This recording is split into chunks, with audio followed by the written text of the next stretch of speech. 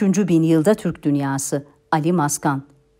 İfrat ve tefrit arasında salınım yapan bir sarkacın ivmesi hamasetle doğru orantılı olursa uluslararası ilişkilerde gerçekçi bir bakış açısını yakalamak ziyadesiyle zor hale gelir. Uluslararası söylem uzunca bir zamandır Türkiye öncülüğündeki Türk dünyasının bu yüzyıl içerisinde uluslararası politikanın lider aktörlerinden birisi olacağını dillendirmekte. Bu yaklaşım bir süre sonra hamasetle yoğrulmak suretiyle Türkler arasında da hatırı sayılır bir kabul görmeye başladı.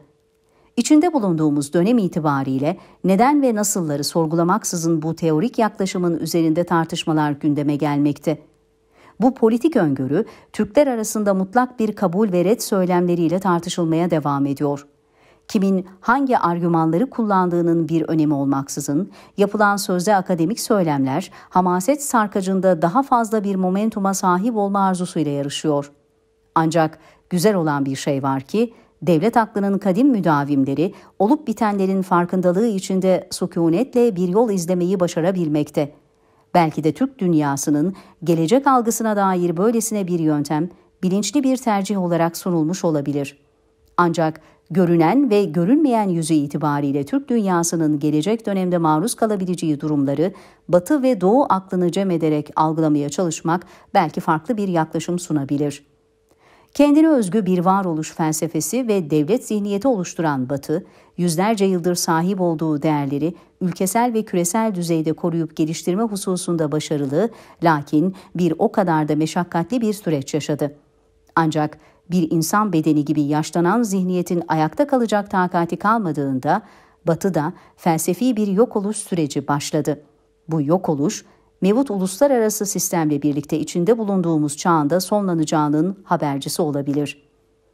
Efendi-köle ilişkilerinin sorgulandığı bu geçiş sürecinde Batı, yeni bir ötekileştirme politikasıyla yeniden nefes alabileceğini hesaplamakta. Bu yüzden uzunca bir süredir Türkiye ve Türk dünyasını yeni öteki olarak uluslararası arenaya sokmaya çalışıyorlar. Bu hem isyan eden köleleri dizginleyebilmek hem de raydan çıkmış treni yeniden raylara oturtabilmek için onlar açısından bir zorunluluktu. Ancak bu ötekileşmenin oluşturacağı yeni blok yapılanmalarının beklenilenden daha güçlü bir stratejik öngörü içinde olduğunu da unutmamak lazım. Her iki tarafın bu husustaki istekliliği ve kabullenişi 3. bin yılda Türkiye ve Türk dünyasına yeni sorumluluklar yükleyecek. Batı'nın ve alternatif yapılanmaların bu sürecin yönetilmesi hususunda yüklendiği ekonomik ve siyasi sorumlulukları hassasiyetle yerine getireceği aşikar. Lakin bu yazı bunlara değinmeden Türk dünyasına ilişkin bazı gözlemleri dile getirmekle yetinecektir.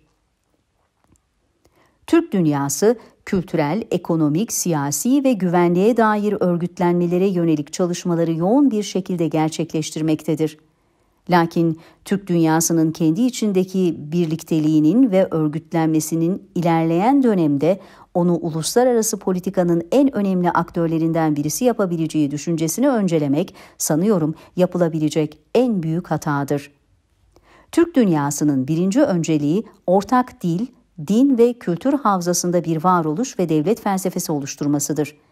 Neyin, neden ve nasıl yapılacağına dair devlet aklının sınırlı bir zümreye tahsis edilmesindense, toplumun her kesimi bunu ruhlarının en derinlerinde hissetmeli. Devlete ve millete dair sadakat, hamasi çıkar ilişkilerinin mezesi olmaktan kurtarılıp, bunun kutsalla eşdeğer bir statüye yükseltilmesi icap eder. Yaratıcıya olan ihanetin bedeline ise bu kutsala olan ihanette aynı şekilde cezalandırılır. Halk bu konudaki vicdani sorumluluğunun ve hesap sorabilirliğinin her daim farkında olmalıdır. Bu yüce idealler elit bir zümrenin tekelinde olmaktan ziyade milletin vicdanında yaşam bulmalıdır. Böylesi bir kabullenmeyi halkın zihninde oluşturabilmenin zaman maliyeti ne yazık ki tahminlerin ötesinde bir takvimi işaret eder. Batı sadece yüzlerce yıl bunu yapabilmenin mücadelesini verdi. Kendine özgü bir insan tipolojisi oluşturduğunda yaptığı her türlü acımasızlığı ve hukuksuzlukları dahi devleti adına meşrulaştırabilen bir toplum meydana getirmiş oldu. Türkler böylesi bir ahlaksızlığı rehber edinmeden tarihlerinin kendilerine vermiş olduğu toplumsal akıl sayesinde kutsal idealler oluşturup buna saygı duyan insanlar yetiştirebilmekle işe başlamalı. Bu insan kapasitesinin hali hazırda görevlerinin icaplarını yerine getirdiği beyan ve kabulüyle yola çıkanlar ne yazık ki nerede durduklarını fark edemeyenlerdir. Hali hazırda binlerce yıllık geleneklerden sadr olmuş kadim devlet aklının varlığı üzerine inşa edilen söylem ve eylemlerinde hamasetten kurtarılmak suretiyle halkla bütünleştirilmesi bir diğer hususu teşkil eder. Bugün bilinç dışına atılmış olsalar bile halkın toplumsal hafızasına kazınmış değerlerin sinematografik kurgularla yönlendirilmeye çalışılması duygusal çatışmalara yol açabilecek boyuttadır. Zamanın ihtiyaçlarına göre kendini yenileyen Türk devlet aklının hangi döneminin veya dönemlerinin baz alınarak Türk dünyasının ortak aklına ulaşabileceği hususu bugün üzerinde düşünülmesi gereken en önemli hususlardan birisidir. Devlet aklına dair ortak bir uzlaşı ve bunun her devlet bazında kabul edilebilir bir yaşam felsefesi olarak yerleştirilmesi 3. bin yıla Türk dünyasının damga vurup vuramayacağının göstergesi olacak. Akabinde üzerinde çalışılacak bir diğer husussa kurmay bir aklın bu varoluş felsefesinin gelişimini ve sürdürülebilirliğini sağlayacak şekilde stratejiler üretmesidir.